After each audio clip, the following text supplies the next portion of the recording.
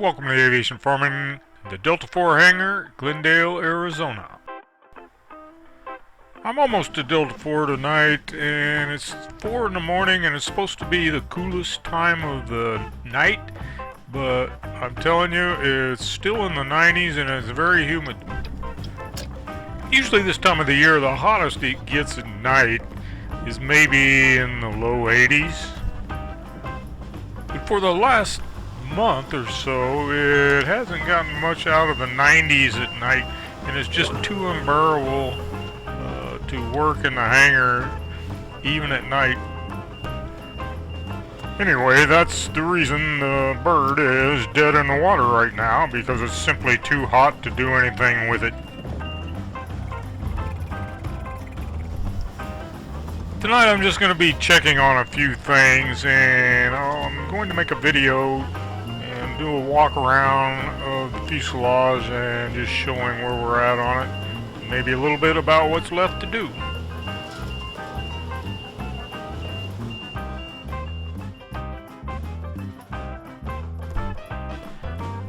It is nice to look at the sun coming up, but the bad thing about that is the 110 or 12 degree days that come right along with it. I've decided first I'm going to jack the main wheels up and then spin them a little bit to lubricate up the bearings.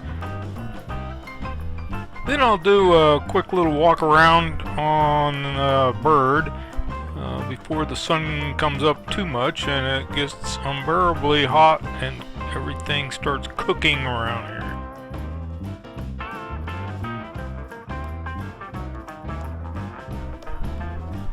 As the sun begins coming up, I check the temperature and it's already 100 degrees in the hangar, and it's not going to do anything but increase from that the rest of the day.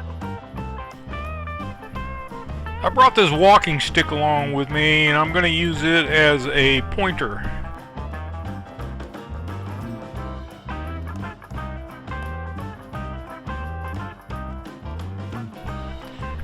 This windscreen still needs to be trimmed and fitted a little bit better.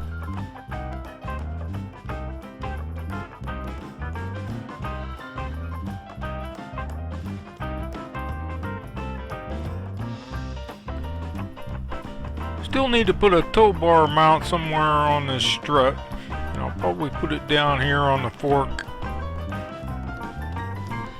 The tow bar needs something to latch onto when the bird gets pulled in and out of the hangar.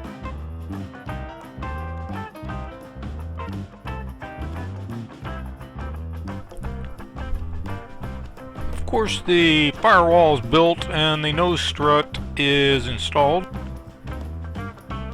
This is where the rudder pedal rods come through and connect to the strut, and as you move the rudders, the wheel actually turns a few degrees one way, a few degrees the other. Underneath here there are still some bolts that need to be safety wired. Once a decision is made on the engine, then the proper motor mount will be mounted here on the firewall.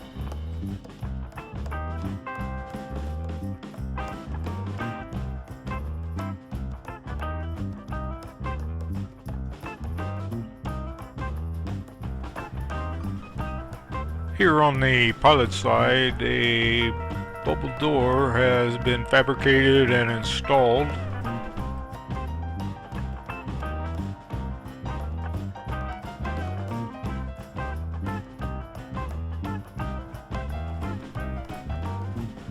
And this is the gear spring.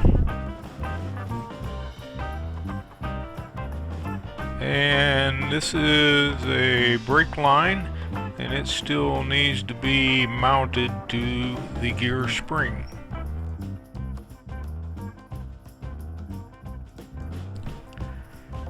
Here is the vent that's been installed on the bubble door.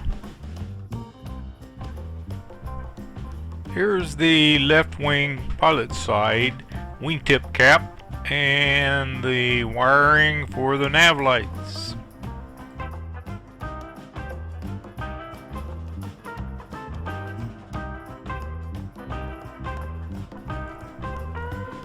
Here's the trailing edge of the wing and the flaperons.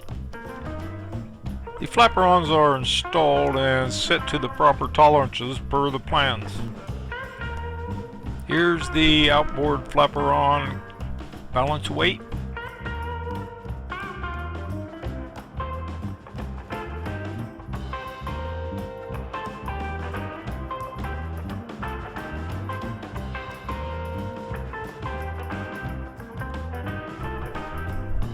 And here's the inbound flaperon balance weight.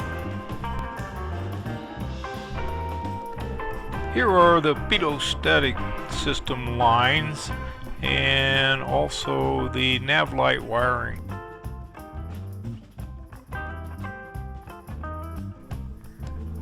These lines will have to be routed eventually up through the cockpit.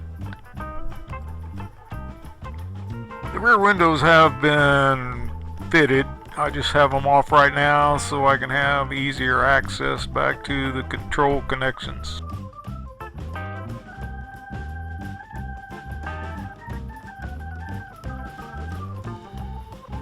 And here's the vertical stabilizer fin. And here's the lower vertical fin skin. I've left that unriveted because I had to get back in behind that skin a couple times. There's an elevator cable wheel right behind that skin. This rudder cable connects to the passenger side rudder pedal. This end of the cable connects to the rudder horn. The round access panels are opened up back here with the wires hanging out of them. This wiring is for the tail beacon X, the electric elevator trim, and also the autopilot trim tab.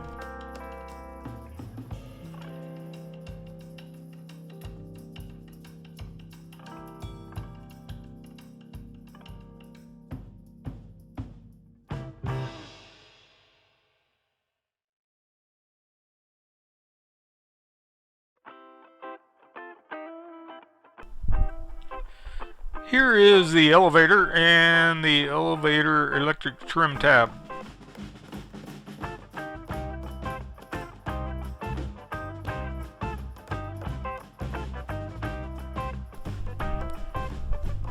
Here is the electric trim tab for the elevator.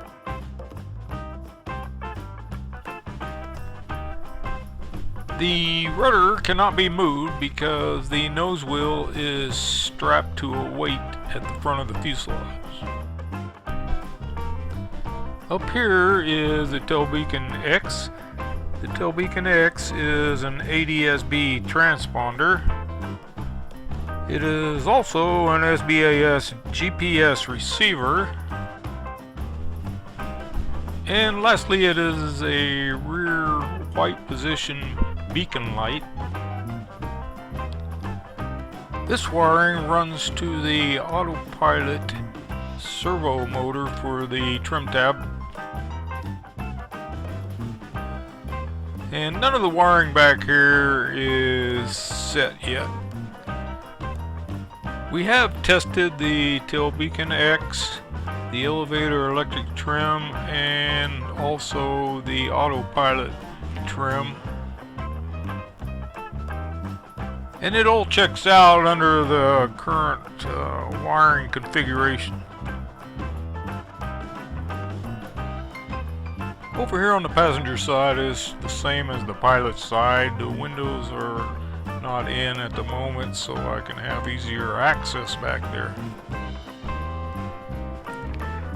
Here's the wing strut, fuselage connection point, and the lease spring. And of course there's a bubble door on this side that is fabricated and fitted. Here's the wing strut.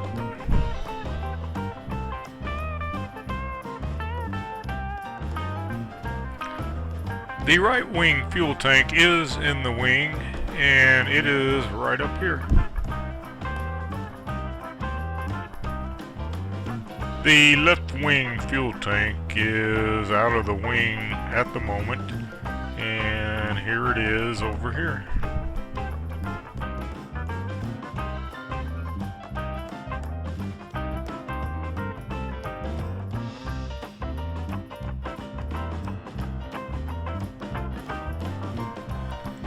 Here's another view of the autopilot tab along with its wiring.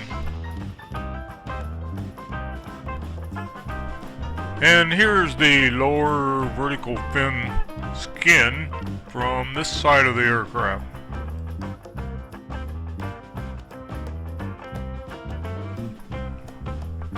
And there's the tail beacon X up there.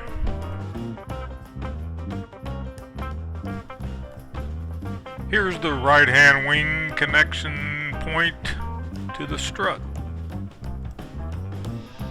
Got an outboard balance weight for the flaperons back there, and then here's flaperon connection points.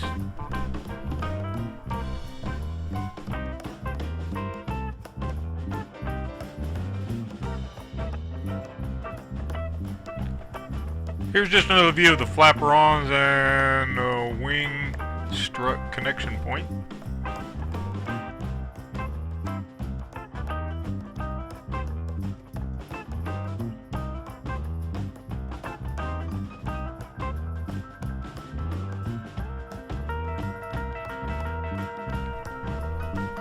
Here's the wingtip cap for the right-hand wing and the nav light wiring.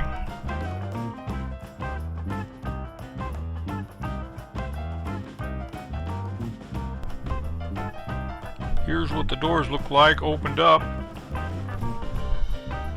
The lift cylinder for the door is right up there.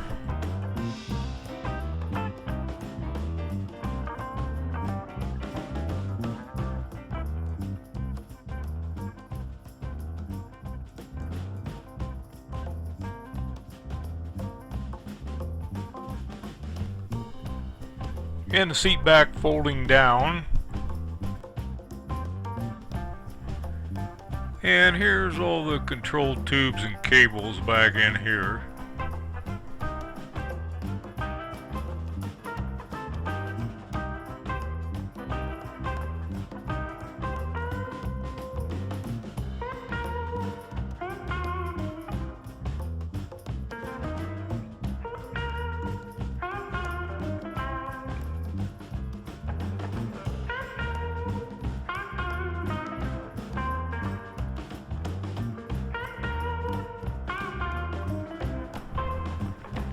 Here's the adjustable seat pan option.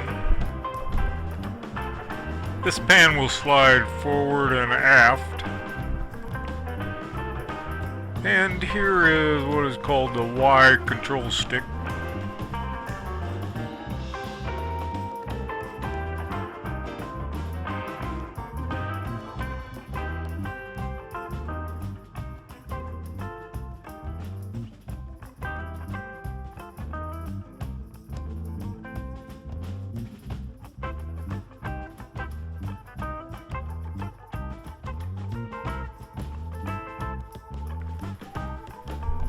Here are the rudder pedals with the toe brakes and the slave cylinders.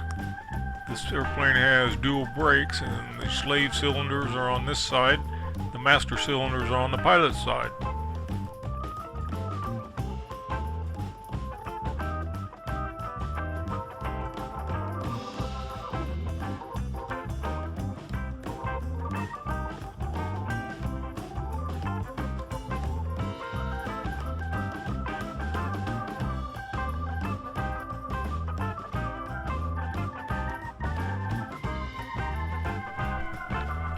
I installed a parking brake valve in this aircraft, and it is right in there is the valve inside that center console.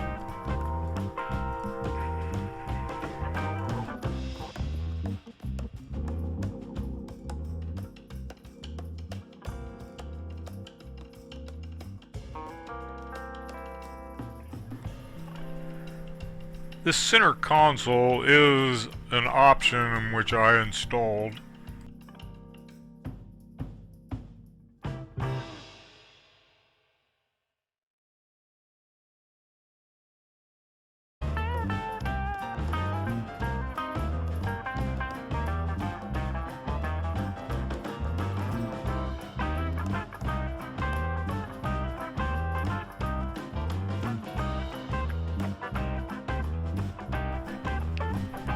Here is the movement of the Y control stick.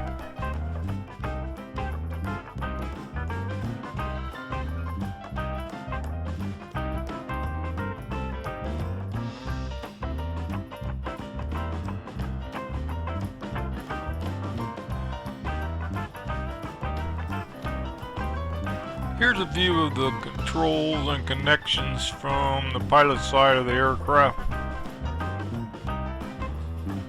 There's your elevator horn right there.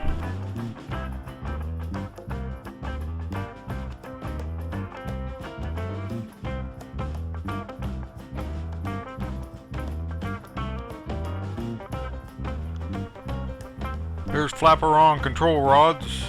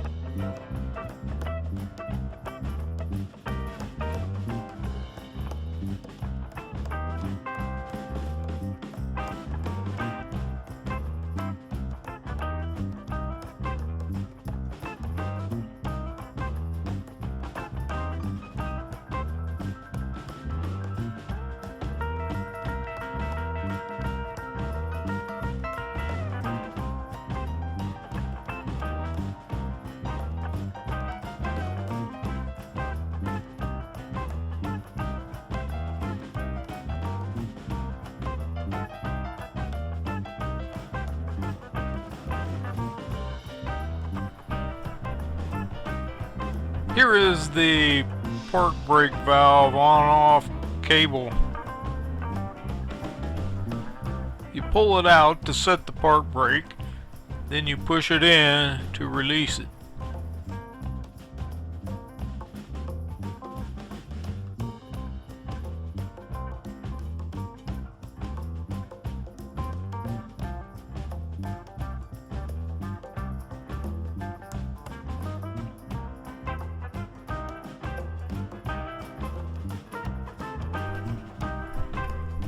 Here's a view of the pilot's side door lift cylinder.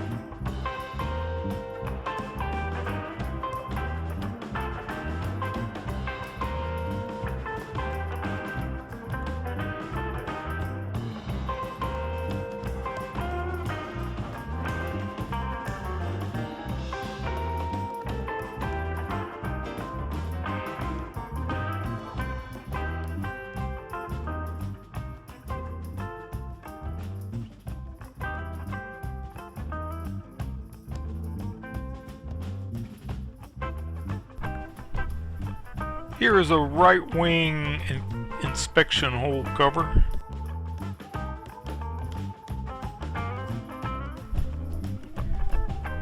Here's a right wing fuel tank vent.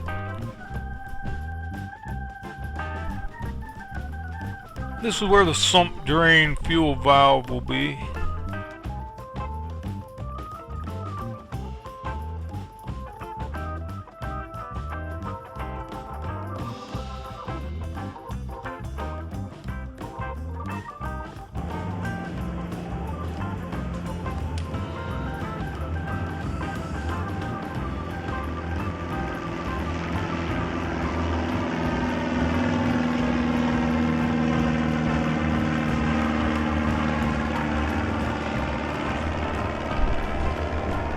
7 o'clock and the heat is already unbearable here. Time to go home.